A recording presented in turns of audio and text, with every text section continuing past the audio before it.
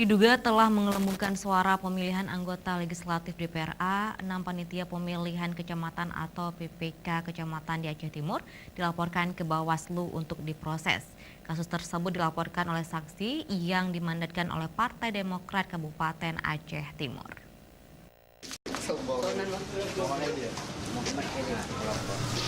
Beginilah proses pelaporan yang ditujukan kepada salah satu panitia penyelenggara kecamatan yang berada di Aceh Timur.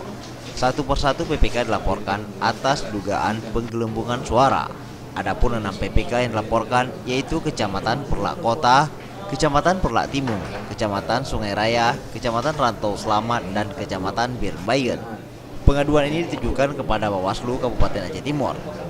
Agusta Mukhtar, salah satu saksi Partai Demokrat, mengatakan bahwa hal ini dilakukan untuk menjaga objektivitas dan keadilan bagi terlapor dan terlaksananya penegakan hukum yang adil.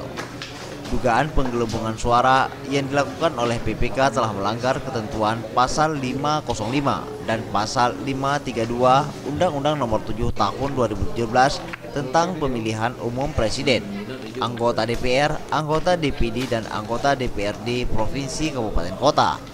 Agusta Mukhtar juga mengatakan karena ini bukan pelanggaran administratif, tentunya akan ditangani oleh penegak hukum terpadu. Kita lakukan pelaporan terhadap tindakan dugaan manipulasi manipulasi suara yang terjadi di Birbayen, Rantau Selamat, Perlak Timur, Sungai Raya, dan Perlak Kota. Proses selanjutnya akan seperti apa? Proses selanjutnya kita lakukan pelengkapan berkas keseluruhannya, kan kita sudah lakukan pelaporan terlebih dahulu pada Bawaslu dan laporan itu sudah diterima. Laporan apa? Seperti apa yang kita? Ada dugaan penggelembungan, dugaan manipulasi suara di desa-desa di kecamatan-kecamatan yang saya sampaikan tadi.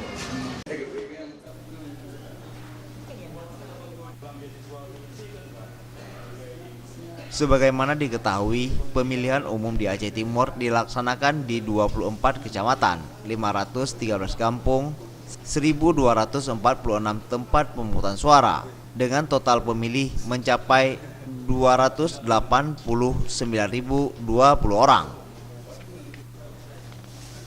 Tim Liputan, Aceh TV.